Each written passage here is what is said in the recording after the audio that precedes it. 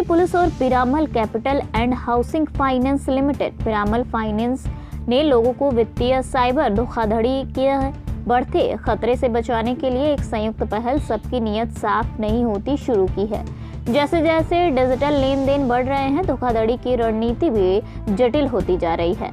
इसे ध्यान में रखते हुए शुरू की गई यह पहल वाराणसी और पूरे देश के लोगों को सुरक्षित रहने के लिए आवश्यक जानकारी और सतर्कता से सशक्त बनाने पर केंद्रित है। इस पहल का उद्देश्य लोगों को आम साइबर खतरों के बारे में शिक्षित करना, उन्हें संभावित जोखिमों को पहचानने, निवारक कदम उठाने और किसी भी धोखाधड़ी वाली गतिविधि की रिपोर्ट करने के लिए तैयार करना है। यह नागरिकों को खुद को और अपने परिवार को वित्तीय नुकसान से बचाने के लिए ज्ञान से सशक्त बनाना चाहता है। यह जागरूकता अभियान 18 दिसंबर 2024 से वाराणसी के विभिन्न स्थलों पर 10 दिनों तक चलेगा। इसमें जागरूकता संबंधी संदेश फैलाने के लिए नुक्कड़ नाटक, सोशल मीडिया अभियान, वीडियो, बैनर, पोस्टर और अन्य आकर्षक गतिविधियां शामिल होंगी।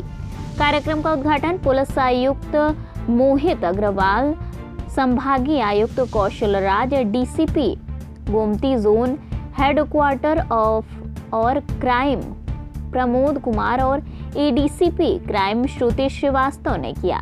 इस अवसर पर पीरामल फाइनेंस के chief operating officer Sunit Madan और हेड मार्केटिंग अरविंद अय्यर और अन्य वरिष्ठ अधिकारी भी मौजूद रहे।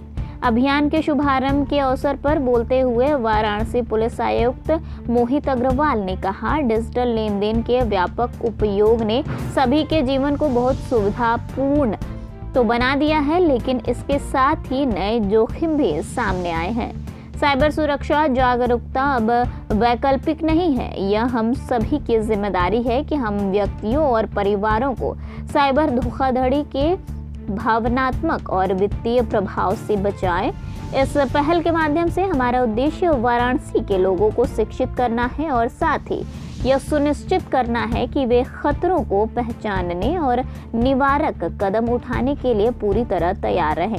साथ मिलकर हम एक डिजिटल रूप से सुरक्षित समुदाय को बढ़ावा दे सकते हैं, जहां प्रगति और सुरक्षा एक साथ चलते हैं।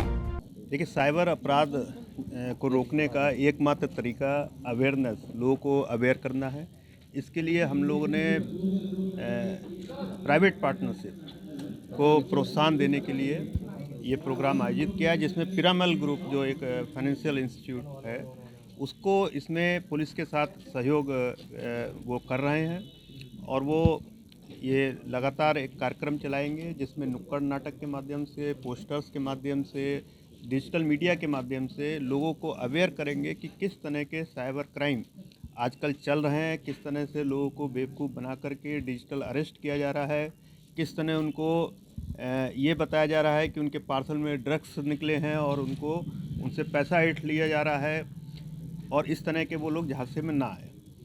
अभी जिस तरह के साइबर क्राइम हो रहे हैं इसमें गरीब से लेकर के नॉन एजुकेटेड जो इलिटरेट लोग हैं उनसे लेकर के बहुत एजुकेटेड लोग, पीएचडी और जो डॉक्टर्स हैं, रिटायर्ड डीजी रैंक के लोग हैं, वो लोग भी इसमें बेवकूफ़ बन जा रहे हैं, इसके शिकार हो रहे हैं और अपना जो कीमती पैसा है, गाड़ी कमाई का पैसा है, वो इसमें जा रहा है और ये पैसा हज़ारों में नहीं लाखों करोड़ों में लोगों का चला जा रहा है।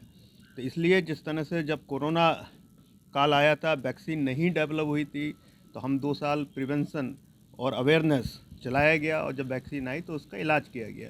आज की डेट में भी वही स्थिति साइबर क्राइम को लेकर के है कि इसको हम लोग अवेयरनेस के माध्यम से ही रोक सकते हैं। इसका अभी क्योर नहीं है क्योंकि इसमें मल्टी कंट्रीज, बहुत सारे कंट्रीज इन्वॉल्व हो जाते हैं, विदेशी कंट्रीज से लोग करते हैं साइबर क्राइम और यहाँ के लोगों को टारगेट करते हैं, तो उनको पकड़ना बहुत आसान नहीं होता है।